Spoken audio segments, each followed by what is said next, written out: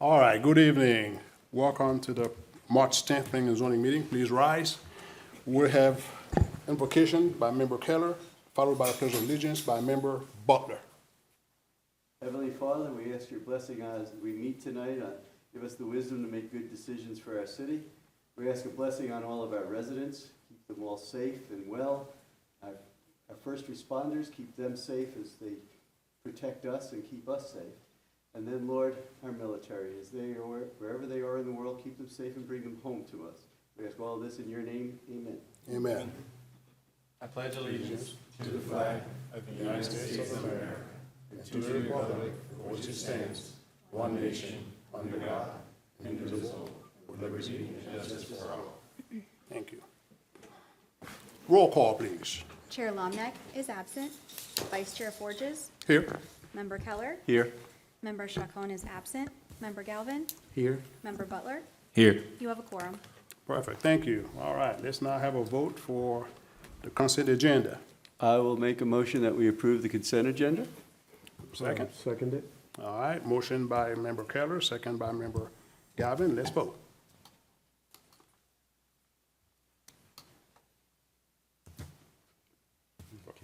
Okay, old business, we don't have any. New business? Mr. Chairman, if I may, Yes, sir. I would like to, Mike Rimmer, Assistant City Manager, like to introduce the new Development Services Director, Nick Lepp. That way, if he does get up to speak during any testimony, we have his name for the record. But Nick Lepp came to us from a national transportation consulting firm.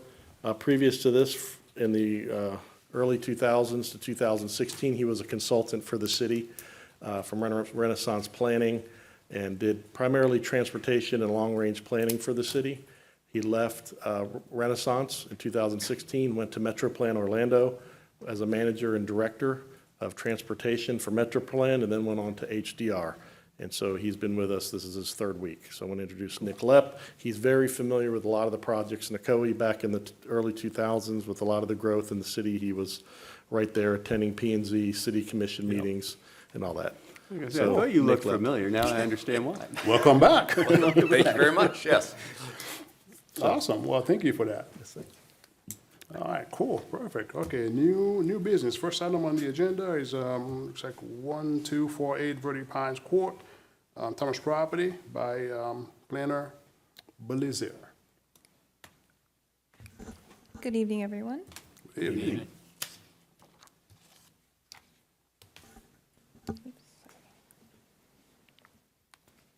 Okay, so tonight I'll be presenting on the Thomas variance for their property located at 1245 Verde Pines Court. For issues, it is whether or not the Planning and Zoning Commission should make a recommendation of approval for the proposed variance to Section 5-6B of the Land Development Code to allow for the construction of an accessory use in the side yard, specifically for a pickleball/basketball court. Some background on the property is within District 4. It's part of the Arden Park PUD, specifically within the Arden Park South community, and it's a little bit under half an acre. This is the aerial photography of the lot. Here we have a little bit more of a zoomed in aerial showing the existing improvements on the property. This is the surrounding future land use map indicating that low-density residential designation, as well as the surrounding zoning map again with the PUD designation. So per section 4-9A of the Land Development Code, variances must exhibit meeting 4 different criteria. The first are that special conditions and circumstances exist which are peculiar to the land and not otherwise applicable to other properties. Second, that the literal interpretation of the regulations would deprive the applicant of rights commonly enjoyed by other properties. Third, that special conditions and circumstances are not the results of the actions of the applicant. And fourth, that the granting of the variance would not confer any special privileges onto the applicant. So just some context, since we're talking about accessory uses for residential zoning districts. In section 5-13, we have a list of different things that are considered accessory in residential. I won't list all of them, but common ones we see are gazebos, carports, pools, but things also such as the sports courts, as well as stables and other structures for cattle or small animals. So this is the proposed survey done by staff. It shows the existing improvements with the home and the pool in the rear, as well as the proposed sports court, which is 30 by 65, and this existing sidewalk that's not permitted, but will have to be permitted and redone if the proposed court is approved. This is what was submitted with the building permit, just kind of shows what the plan is for the applicant. Like I said, it's both pickleball and basketball, so you can see how this part is the basketball aspect and the rest being the full pickleball court. And here, just another way of kind of clearing up what we are designating as our rear and side yards, with the blue being our rear yard and the orangey side being our side yards. Okay, so based on staff findings, we determined that there are no special circumstances that exist that are peculiar regarding the property. It's similar to other pie-shaped lots in the neighborhood as well as across the community in Ocoee. And regardless if a lot is pie-shaped or the traditional rectangular configuration, we do not allow accessory structures within the side yards. Second, that the literal interpretation of regulations does not deprive the property owner of rights commonly enjoyed by others, as there is still ample buildable area in the rear of the property. Third, that this is not the result of the actions of the applicant. It's a result of a building permit being denied, so it's not currently constructed. They did submit for a permit, which was denied, and since they weren't able to revise it to have it placed in the rear, that's why they submitted for the variance. And then fourth, that the variance approval would confer special privileges onto the applicant, as everyone else who has a residential property is subject to the same requirements. And with that, staff recommends that the Planning and Zoning Commission make a recommendation of denial of the requested variance to Section 5-6B of Article 5 of the Land Development Code, and not allow for the construction and location of an accessory use or structure within the side yard of the property. And that concludes my presentation. Thank you. Okay. Any questions for staff? I do have a couple there. One question that comes to mind, especially with the pie-shaped residences, what is the city issue with fences? If they, for example, and where I'm going, where if they had the property fenced in, this would most likely be behind the fence. Would that then make it eligible to be in there? I mean, I know technically it's the side yard instead of the rear, but looking at how narrow the rear yard is, depending on how far up the side fence is allowed, I would think that that would not be something that would be seen from the front of the house. Yeah, so with our accessory structures, we don't require screening of fences. So if someone wants to have an accessory structure on their property, we don't require a fence to be existing on the lot. Typically, there is one, but it's not required. Only time when we would require a fence would be if there's like an RV or something stored, but they don't run together. It's not necessarily required, or trumps the ability to have the accessory structure in the side yard. Well, what I'm thinking is, based on the recommendation would be to deny.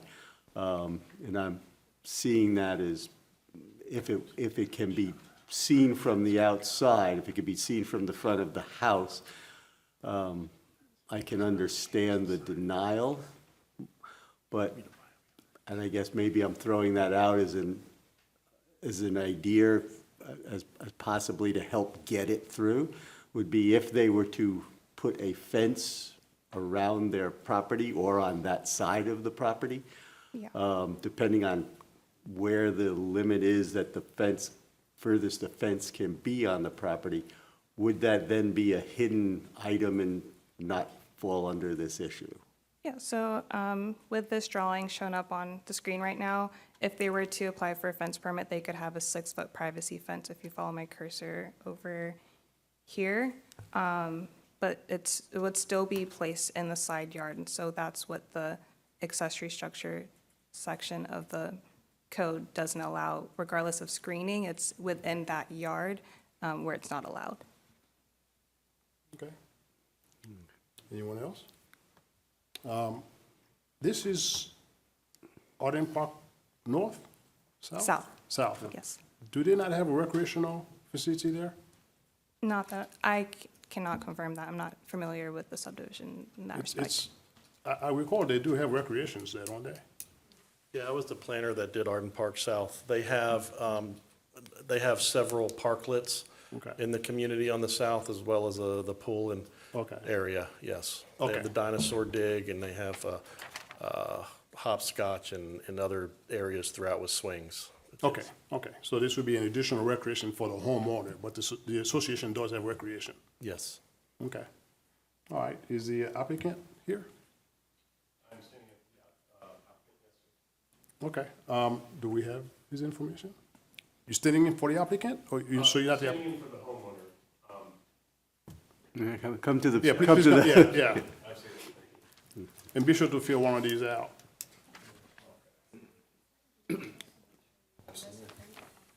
Introduce yourself and give us your address, please. State who you are working with, and then speak into this. Okay, absolutely. My name is Landon Fleming, and I'm with Boom Yards Outdoor. We are the contractor responsible for this project. Okay. All right. Do you have anything to add on this project? I wanted to clarify or add to the fencing subject, which I understand that the fencing doesn't clear up the issue per the code, but we do have plans for doing a 6-foot-high vinyl privacy fence. It's important to note, I know this photo doesn't show it, but there is currently a pool behind the property, behind the house. So there is a screened-in pool, as you can see, so there is no space to do a court back there, otherwise we would. Okay.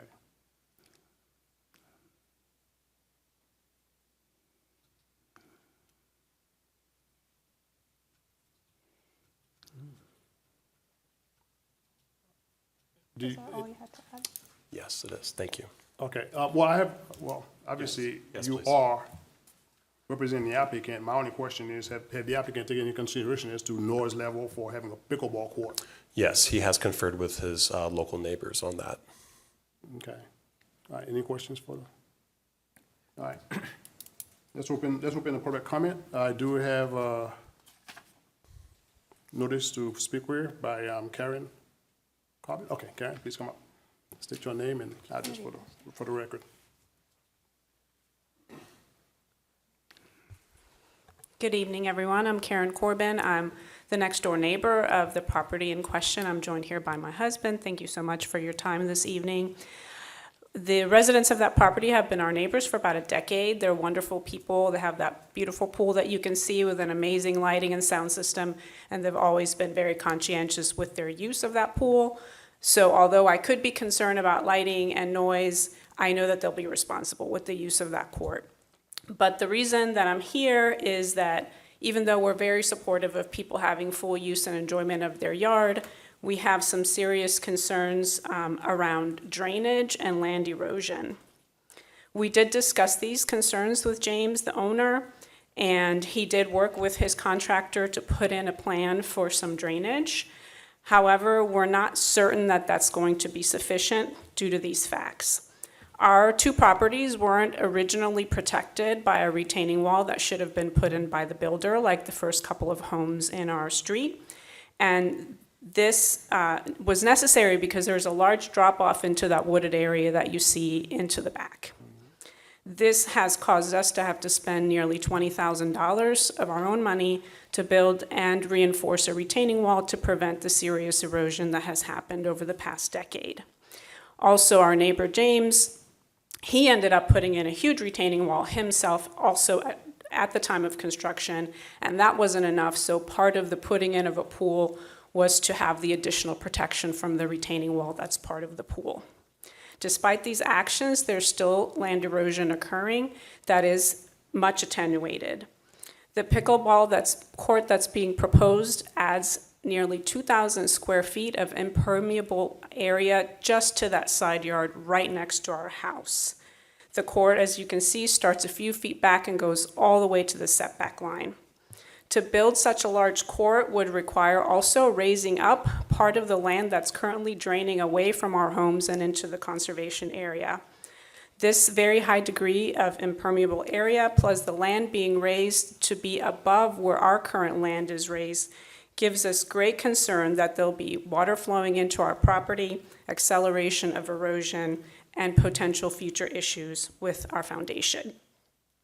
Because of these issues, we respectfully request that you retain your current decision to deny this request until at least an engineering firm is called out to both of our properties to evaluate any potential impacts so that we can handle problems from the beginning rather than have to deal with issues after something like this is constructed. Thank you so much for your time. Thank you. Any more comments from the public? Mr. Mike, you have something to add? Yes, Mr. Chairman, the comments brought up by the neighbor dealing with drainage and required retaining wall, under the variance, we are not able to substantiate, we don't review for those type of items. The first of two items that planners, the city staff looks at is setbacks and impervious. So if the improvement is meeting the front side rear setback, or if it's exceeding impervious. Since this case is, this variance does not include a variance to the maximum impervious, means that this improvement falls within the guidelines of the maximum impervious of the site. And that's the limit of our review with regarding the zoning of the item. Once, if an improvement is submitted under a building permit, that does have a drainage review, but since we kicked it out because it didn't meet the basic zoning criteria, we don't do all the other reviews. So I can either, approve or deny what was said. I just want to say that it doesn't impede and exceed the maximum impervious. So, All right, so I can't provide you any information on will the water flood, and it's a half-acre lot. There is a drainage easement in the rear. That's all we have to look at on the survey at this point. okay. All right, we'll close the public hearing and bring it back to us here. Any more discussions on this? My only thing would be, we've got some complaints from the pickleball courts at Tiger Minor, and although one neighbor might be okay with it, have y'all discussed with how many other neighbors?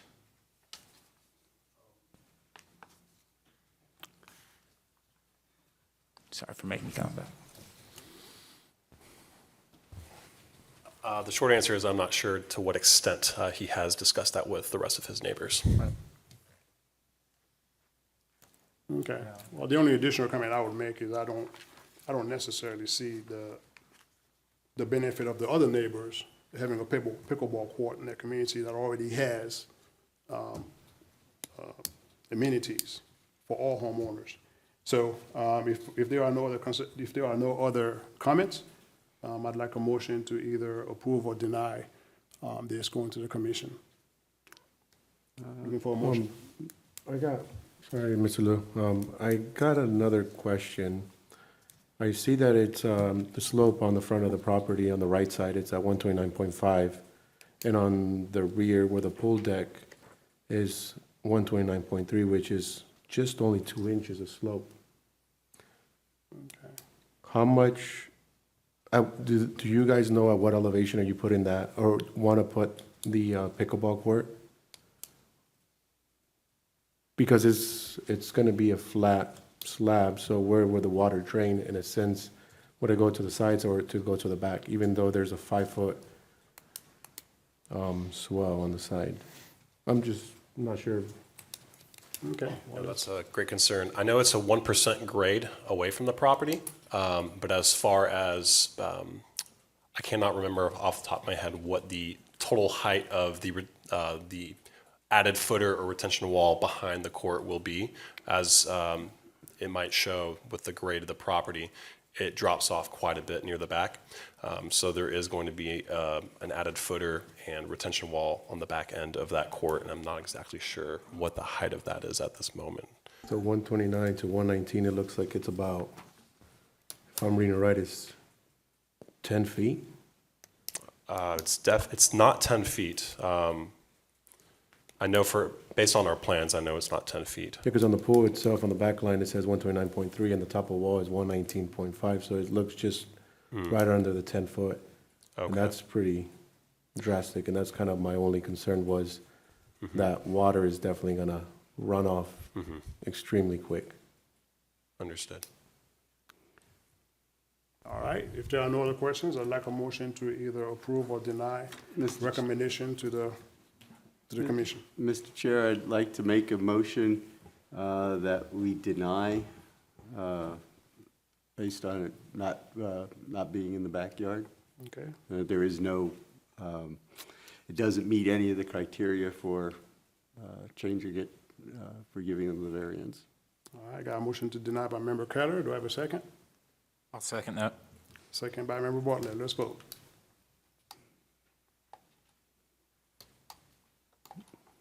Motion carries. Thank you. Thank you. All right. Second item on the agenda will be presented by Mr. McFarland. Hi, good evening, everybody. Good evening. The next item you have on the agenda is for an annexation and rezoning for 1460 North Lakewood Avenue. It's a rezoning to a planned unit development, a PUD.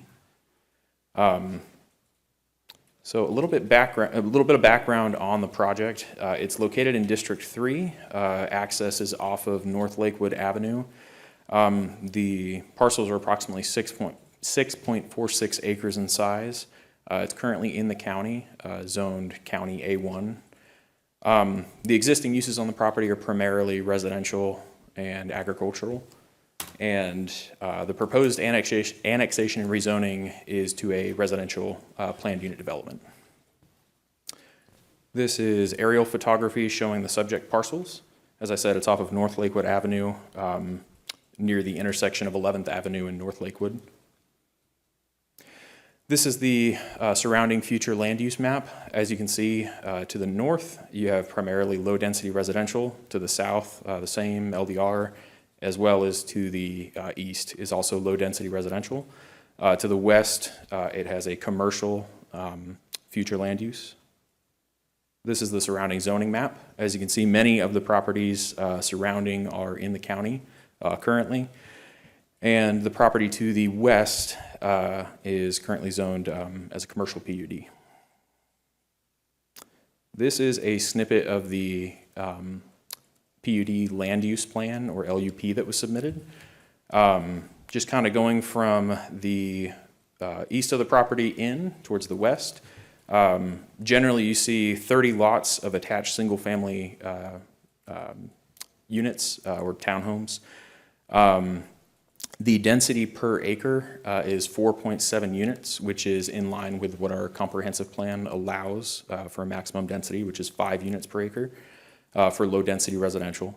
And the land use plan shows a open space of 34% of the entire parcel. There is a 1.28 acre retention pond in the rear, as you can see, and on the south of the road that is to be privately owned and maintained by the HOA. There's about 44 parking spots that are designated as guest parking. Kind of going around the parcel, you can see that there's various amenities. They show a playground area south of the road, as well as a dog park, and a large swath of open space on the south of the road, and open space in the front as well. One thing I wanted to note as well is the land use plan shows a 10-foot right-of-way dedication on the front of the property on Lakewood Avenue. This will be codified in a development agreement, which will be prepared and executed with the annexation and rezoning at City Commission. And this is just for any future widening of North Lakewood Avenue that the city undertakes, which is also identified in our comprehensive plan as a future need. And just something to note as well, with the submittal of a preliminary subdivision plan, we will look at an intersection and safety analysis of the area submitted by a traffic engineer. A traffic methodology was submitted with the annexation and rezoning to PUD that we looked at. So kind of going into the staff analysis of what was submitted, when we look at annexation and rezonings like this, we look at if the project is consistent with Chapter 163 of Florida statutes. We found that it was consistent with it. We also look at consistency with the Joint Planning Area Agreement, which is the agreement executed between the county and the city. It is consistent with the city's JPA. This property, as we see in the surrounding zoning map, is an enclave within the city and is identified in that joint planning area as a property that both the county and the city want to annex into the city.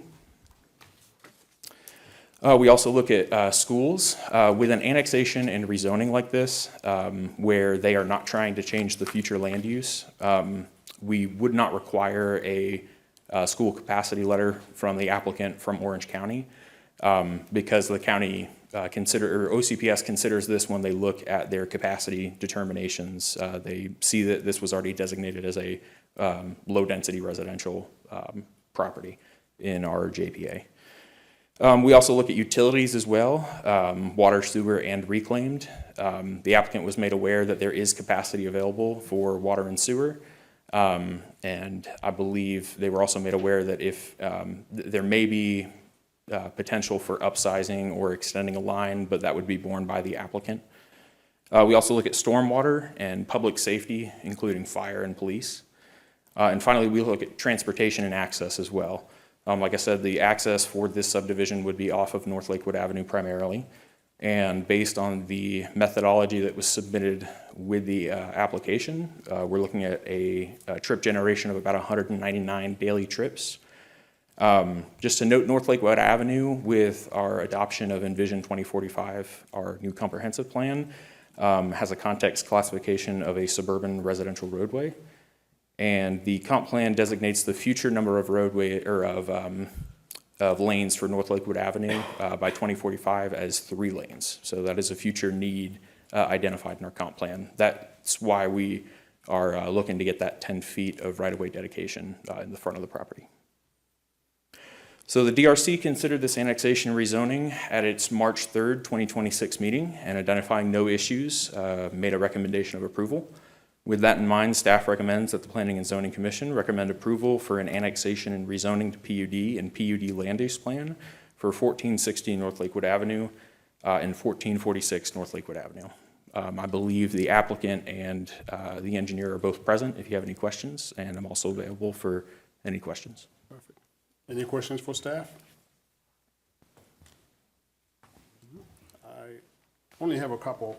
Just one question, well, maybe two. The 10-foot right-of-way, obviously this is for a future expansion of Lakewood Ave. I didn't see, well, I'd like to see a better layout of the front entrance of the project. Is there any curb cuts going into it? Is it just straight going? I mean, I'd like to see where how the traffic is going to flow in and out of the project. Do we have a layout of that from the street? I don't believe so, not at this point, but again, this item will come back for preliminary subdivision plan. So at that point, we would consider any access needs at that point, and the engineer would work on that, and staff would review that as well. But not with this submittal, no. Okay, I was just wanting to have a better understanding. I understand the 10-foot right-of-way, definitely for the expansion. Okay, real quick, Mr. Chairman, he's absolutely right. Just one thing, that this part of Lakewood is under Orange County ownership and maintenance. So with a PUD plan, we require above most places that do bubble plans. Gotcha. We require more of a schematic, but not a 2-scale plan at the PUD land use. The next phase, which will come to this commission as a public hearing, will be the preliminary site plan. It could be combined with the final, and you'll see the actual radius of the driveway, the exact location of the driveway. That's why. Perfect, thank you for that. All right, is the applicant here?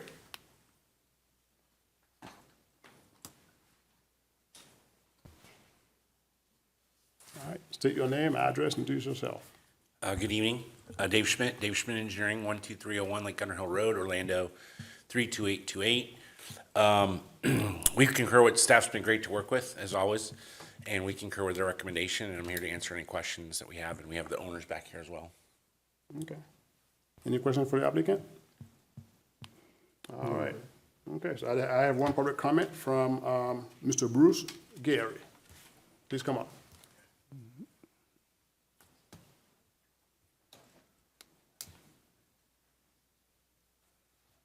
Hello. How you doing, sir? Good evening. Yeah, I live on 11th Ave in North Lakewood, on that corner where the entrance is going to be. Okay. And with that school that they didn't mention right down the street, sometimes during that, when they're picking up and dropping off kids, the traffic backs all the way up past my driveway and stays backed up. There's hardly enough, there's so much traffic on that road as it is, I can hardly get in and out of my driveway. With this new development, it's going to be impossible. So it's just going to be a nightmare unless they can fix the traffic. And I don't see how they can do that when there's only one road going in and out of that development, which is North Lakewood. Okay. All right. You want to address that again, reiterate that there's going to be a realignment of the Lakewood Ave? Yeah, absolutely. So the city just adopted a new comprehensive plan, which essentially is the Bible for how the city operates. And in that, we identify specific roadways that will be upsized essentially by a certain time. For North Lakewood Avenue, the identified widening would be to 3 lanes. So that is a need that we identify in the comprehensive plan. And the traffic methodology that was submitted, calculates 199 daily trips that would be added to Lakewood Avenue and to other segments as well. Primarily Lakewood, but then also surrounding. So we're going to look at an intersection analysis submitted by the applicant at the time when it comes back for a preliminary subdivision plan. But traffic is something that we absolutely look at and consider when getting these plans, but we have to look at it as a whole. We can't specifically look at just one instance in time where it backs up because of other uses on the roadway. Yeah, I mentioned that when school's letting in and out, everyone dropping off, the traffic backs up past the driveway, past North Lakewood, past 11th Ave. But that's not the only time it backs up. With all the new stuff they've built over there, that North Lakewood's getting busier and busier. And like I said, it's already difficult to drive, and I'm going to be right across the street from the entrance of all this traffic coming in and out of there. To get in and out of my driveway is going to be impossible. So if this does go through somehow, is the traffic going to be addressed before they open that development up? Are they going to open that development up into the mess of just having the 2-lane road there, which is already overcrowded? And that's the only real complaint that I have, is just I can't see myself getting in and out of my driveway. Thank you. Yeah, Mr. Chairman, Mike Rimmer, Assistant City Manager. Just for a little bit more context, so the city has basically 3 north-south, sort of what you would call arterial, two north-south arterial roads. We have Ocoee, Apopka, and we have Clark Road. And we look at, our comp plan is looking at Lakewood as would not be risen up to a level of an arterial road, but we're looking at, we understand there's going to be more trips. If you go back to the future land use map, the reason all the properties are yellow is because it includes lands that are in the county, because everything within our joint planning area is going to be annexed into the city at some point, but it has the right to generate a certain amount of density or intensity. Mind you that there's no more, out in the boonies in Ocoee, because we go all the way up to McCormick Road, and the city of Apopka goes all the way to McCormick Road. So there's no more out in the county that'll be in the future. But all of that yellow can generate up to 4 to 5 units an acre, which generates 2 point something trips.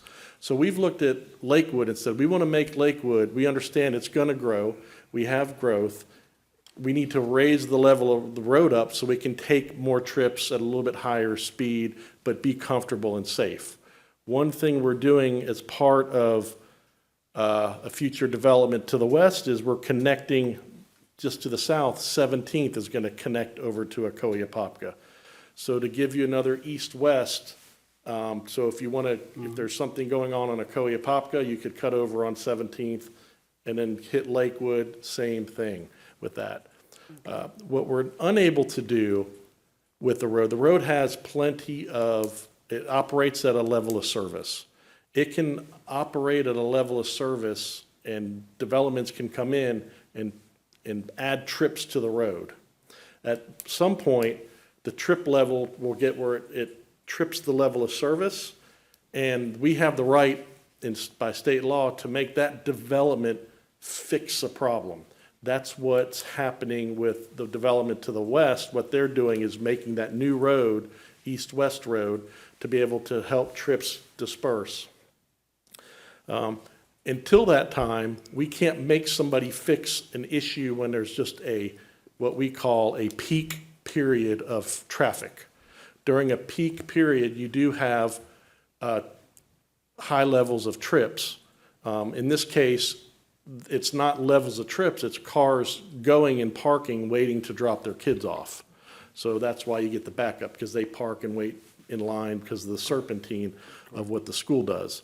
But mind you, this whole area, there's a brand new development to the north that has shopping and retail and restaurant to kind of limit the amount of trips that have to go, these residents where they have to go down to 50 and have to go to Winter Garden. We're creating those opportunities to keep those trips local.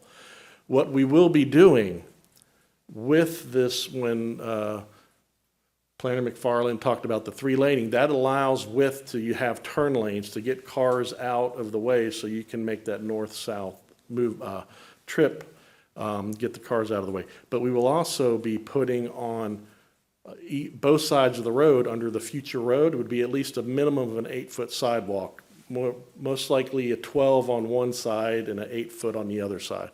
That will allow for more walking and bicycle and other types of trip than to be automotive intensive.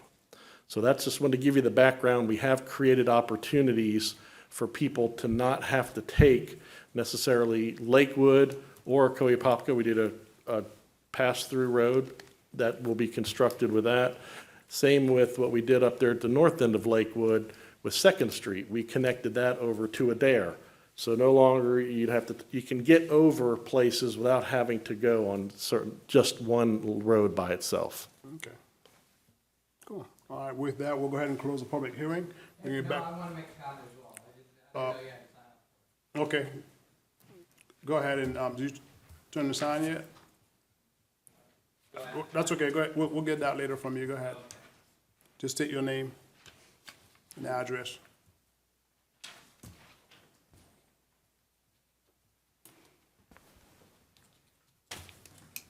My name is Stephen Morden. I live on 1631 North Lakewood Avenue, which is almost across the street from where this thing is going to be. I appreciate you taking the time to let me speak here. The applicant's own traffic study says that the traffic on North Lakewood Avenue has been growing at about 7.29%. So that means in 5 years, it's going to be 40% more, which is horrible. My wife already says that she cannot back out of her driveway until after 9 o'clock. Now, I know you have your 5% and you have all your rules and all that, but what really matters is the real-time traffic, what is actually happening on the street. I know you have your standards and all that, but what really matters is the traffic itself, is the situation itself. So I respectfully ask the commission to deny this request. Okay, thank you. Thank you. All right. Anybody else? All right. We'll go ahead and close the public hearing and bring it back to us here. I'm assuming we are doing one motion for the annexation as well as the rezoning, correct? Yes. All right, so I need a motion. If there are no discussion, I need a motion to approve recommendation or deny recommendation for project number 1525 SE034.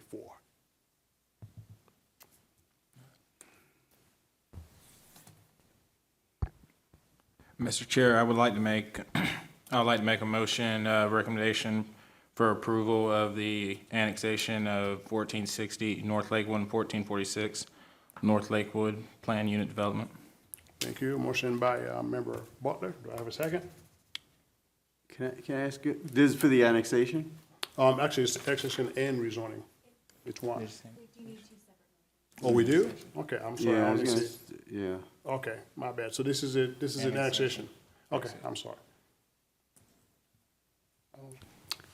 I'll Okay, so I need a second. I'll for the make a annexation. second for the annexation. All right, perfect. Motion by Member Butler, second by Member Keller. Let's vote for the annexation.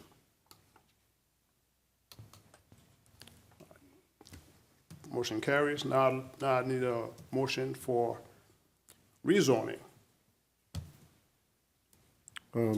Mr. Vice Chair, I would like to make a motion to rezone 1460 North Lakewood Avenue, PUD. Okay, motion by Member Galvin. Do I have a second? I'll second that. Second by Member Butler. All right, let's vote.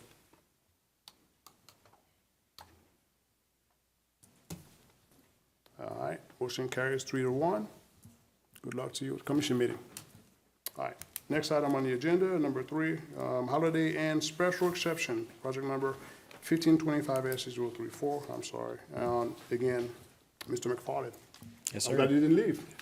Yes, so this is a special exception for a Holiday Inn Express hotel on property zoned C2, assigned parcel ID number 06222800000008.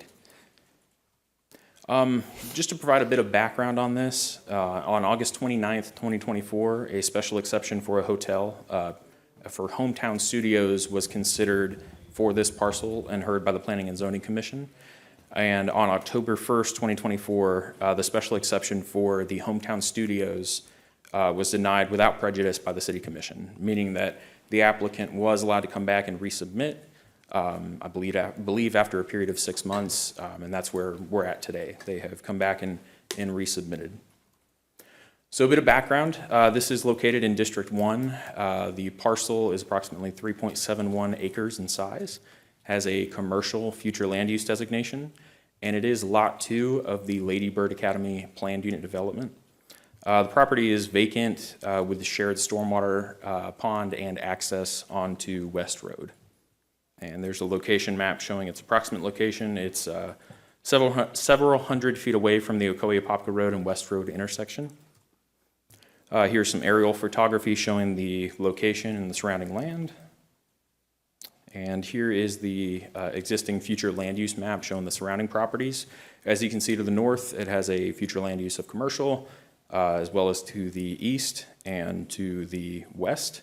And to the south is actually the West Orange Trail and State Road 429. I believe it shows up as low-density residential for that large parcel to the south. I just wanted to clarify that, as you can kind of see in the aerial photography, this is inaccessible land owned by the Highway Authority, which isn't able to be developed. This is the surrounding zoning map. As you can see to the north, it has a zoning designation as a commercial PUD.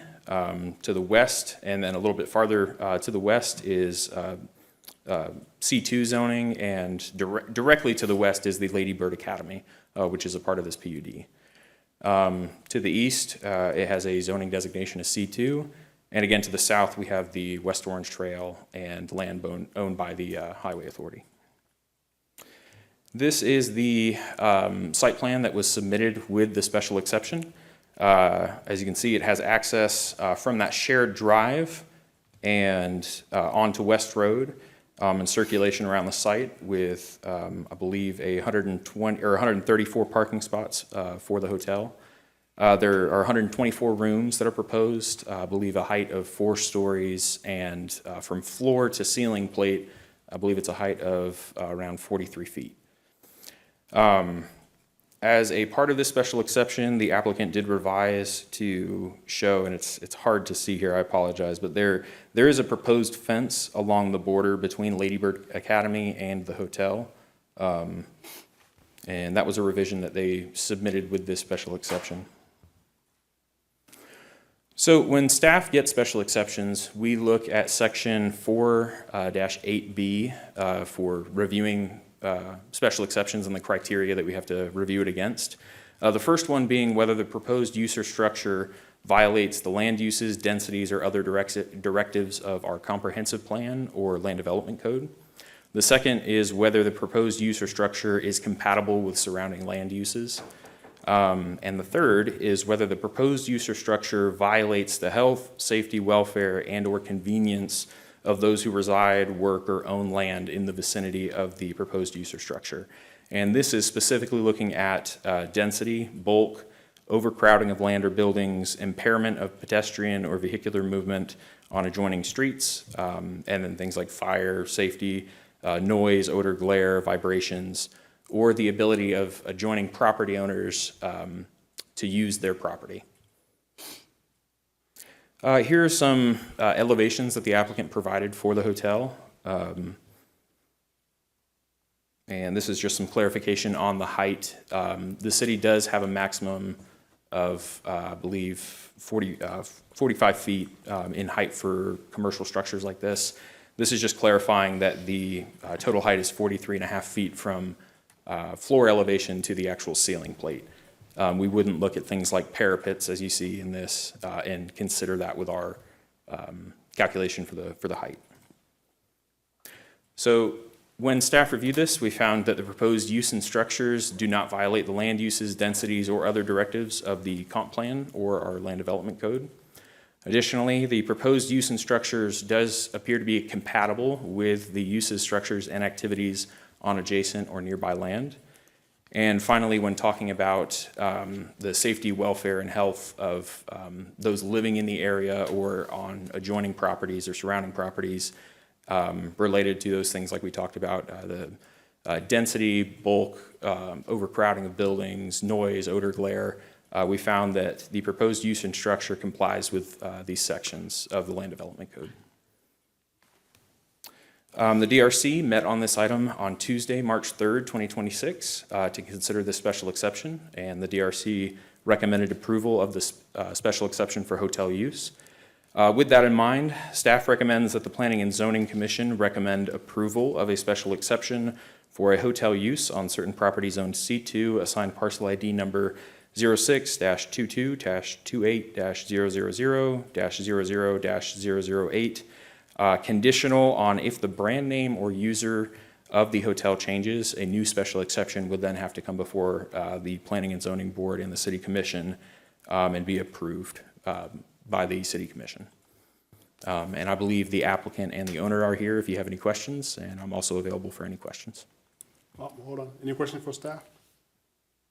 No. Okay. The applicant?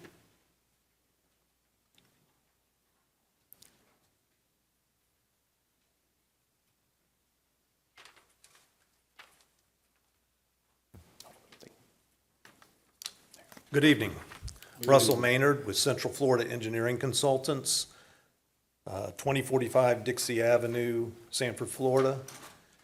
We are here to agree with staff. We were denied the last time due to a length of stay situation and not being a standard hotel, which the Holiday Inn Express is a standard hotel. So we've made that change. And we're here for any questions. All right. If there are no questions, we'll go ahead and close the public hearing. Just bring it back. I'm sorry, you have any questions? You have questions for me? No, did you open the public hearing? Yeah, you gotta open it. Oh, I'm sorry. That was my only question. Public hearing is open. Any questions? No?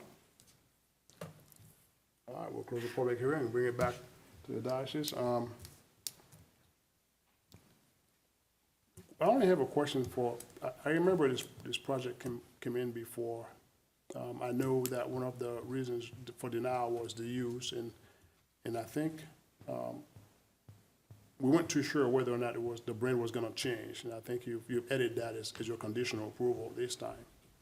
on that? Yes, staff did put, that's why it's included in our recommendation, that if the brand name or the user of the hotel changes, then that would have to come back before the city commission for approval. And that is partially to address previous issues that were brought by the public as well as the city commission regarding the brand. But by user, you mean ownership? That's one thing that we are going to seek clarification from the city Yeah. attorneys on, is whether if we should include ownership in there, because oftentimes there are ownership transfers with commercial products like this, but it doesn't necessarily trigger a brand name or a change like that. So that's why it's specifically currently it's just the brand name or user of the hotel. So if it switched from a Holiday Inn Express back to, let's say, a Hometown Studios or a Red Roof Inn, that would trigger a new special exception being required. And we have done this with other special exceptions, primarily religious institutions that come in for a special exception. I believe the city commission previously has set that so that if the user did change, they would then require a new special exception. You mean the brand? Well, with a religious institution, yes, a brand or a new church or institution coming in, yes. Again, I'm just saying, I'm emphasizing on the user because, again, like you said, the users can change, but the brand does not change. So I'm not sure if you need more clarification on the user statement, but I do understand where we're getting at with this. Okay. All right, cool. All right. Any questions for? I just want to confirm that the first time this project came through, this was proposed as an extended stay, correct? Yes, it was. Okay. It was proposed as a Hometown Studios, which is an extended stay hotel. Okay. All right, well, if there are no questions, I'll be looking for a motion to either approve or deny. If we do have a motion for approval, it will be subject to or include the conditions made by staff. And I don't have all this stuff to read, so you know what I they are. understand, yes. Yep.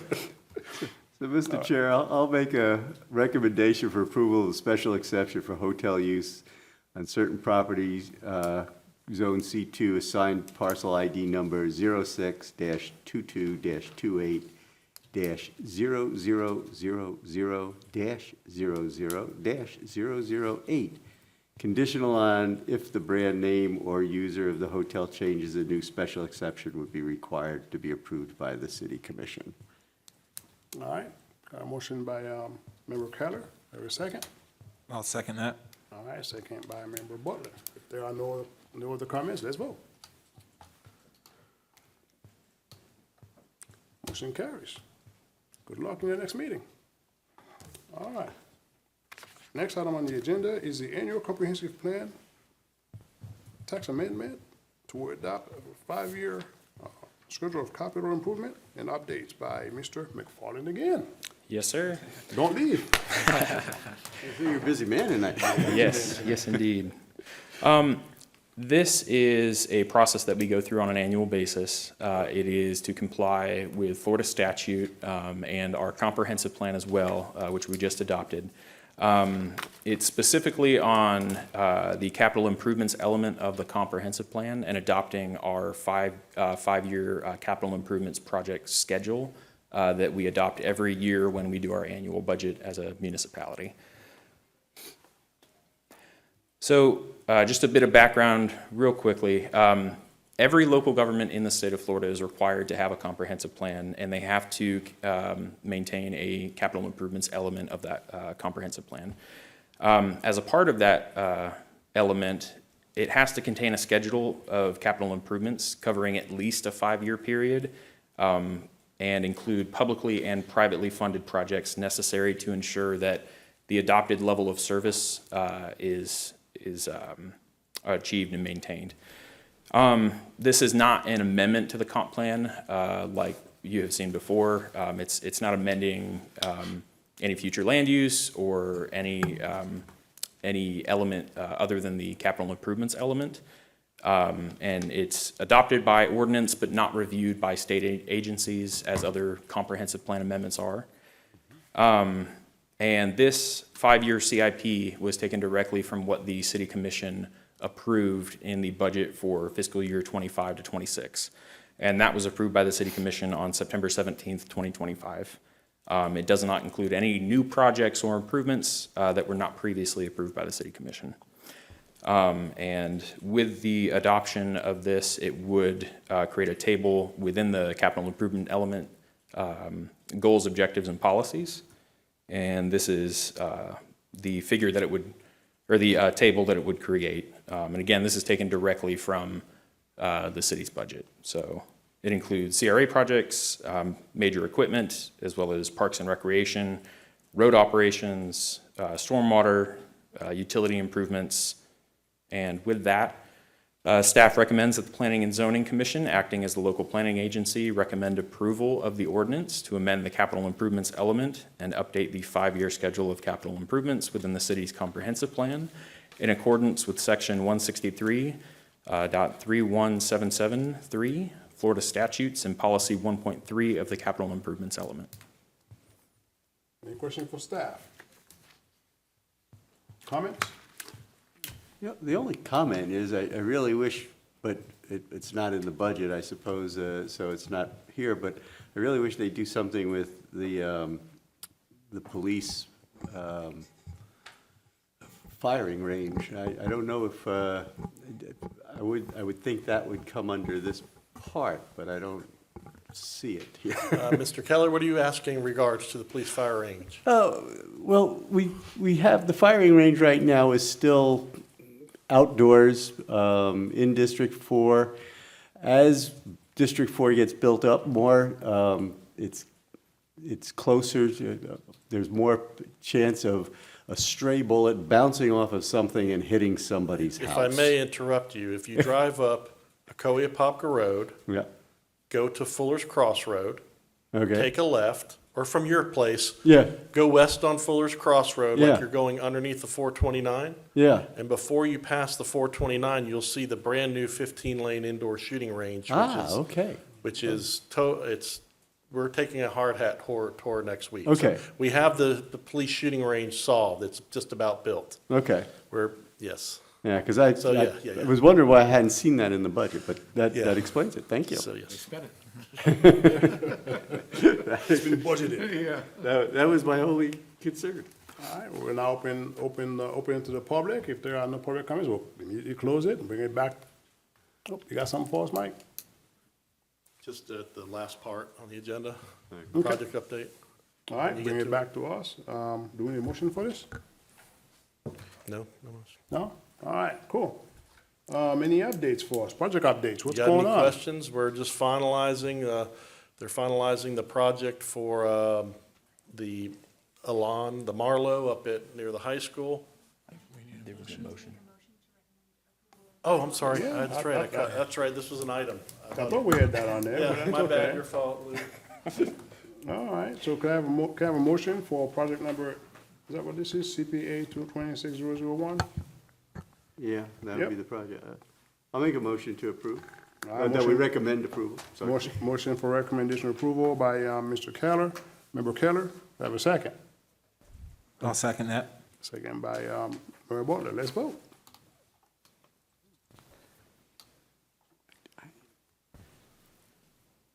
Whoa. That was interesting. I didn't even know that was an option.